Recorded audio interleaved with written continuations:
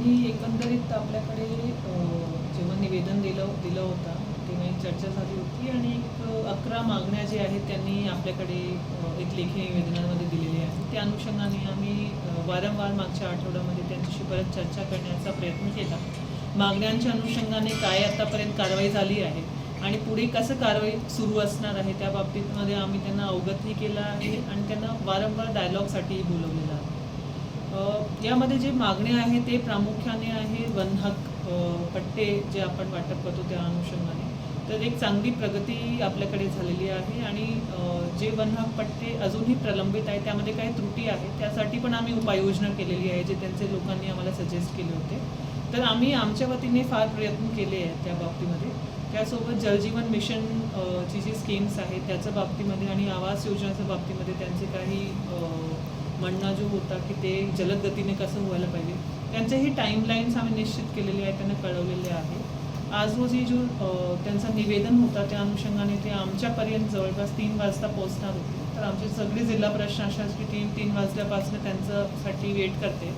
अजूनही आम्ही वेट करतो आहे आणि आम्ही त्यांना वारंवार आवाहन करतो आहे की त्यांनी वरती येऊन आपल्या जे मागण्या आहेत ते आम्हाला निवेदन द्यावं. त्याचे काही मागण्या अशी आहेत जे जिल्हा लेवलचे नसून ते धोरणात्मक निर्णय आहे ज्यासाठी आपल्याला शासनाशी वार्ता करावी लागेल.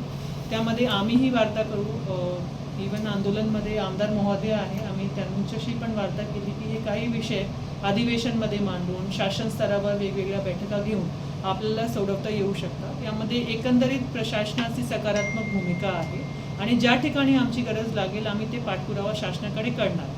पण जोपर्यंत डायलॉग होत नाही तोपर्यंत आपल्याला पुढे जाता नाही. पण आता पूर्ण आंदोलनकर्त्यांनी जिल्हाधिकारी कार्यालयाच्या चारी बाजूने त्यांनी घेराव घालून त्यांनी या आंदोलनाला सुरुवात केलेली आहे. महिला मोठ्या प्रमाणामध्ये या आंदोलनामध्ये आहेत. तर अशा वेळी कुठली व्यवस्था असणार आहे किंवा कायदा आणि सुव्यवस्थेचा प्रश्न निर्माण झाला तर आपली कशी तयारी असणार? कायदा व सुव्यवस्थेच्या अनुषंगाने आम्ही पूर्ण तयारी केलेली आहे आणि त्या अनुषंगाने इव्हन त्यांना टॉयलेट्सची व्यवस्था पण आपण करून दिलेली आहे.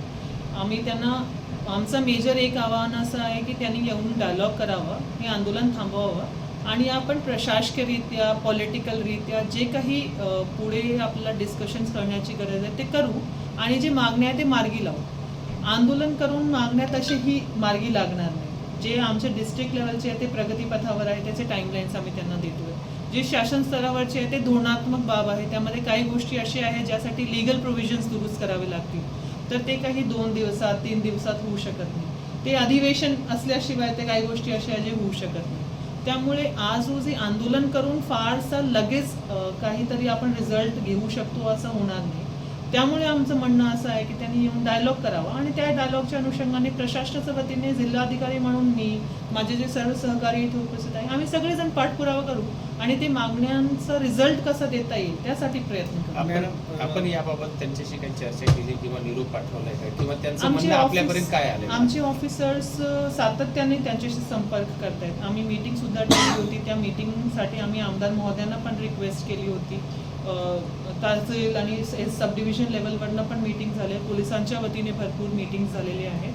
हे सर्व गोष्टी आहेत त्यांचं आश्वासन ऑलरेडी आम्ही त्यांना दिलेलं आहे. आत्ताही आमचे काही ऑफिसर्स आहेत जे त्यांच्याशी वार्ता करत आहेत त्यांना रिक्वेस्ट करतायत की आपला एक डेलिगेशन वरती येऊन डिस्कस करावं जेणेकरून जे लोकांच्या मागण्या आहेत ते कशा पद्धतीने त्यांनी आमच्यापर्यंत पोहोचवले ते त्यांना सांगता येईल आणि पुढे आपण कशा पद्धतीने प्लॅनिंग करू आणि हे मागण्या पूर्ण करण्याचं नियोजन करू हेही आपल्याला निश्चितपणे करता येईल. पालघर आणि बोईसर मुख्य रस्ता आहे तो त्यांनी ब्लॉक केलेला आहे.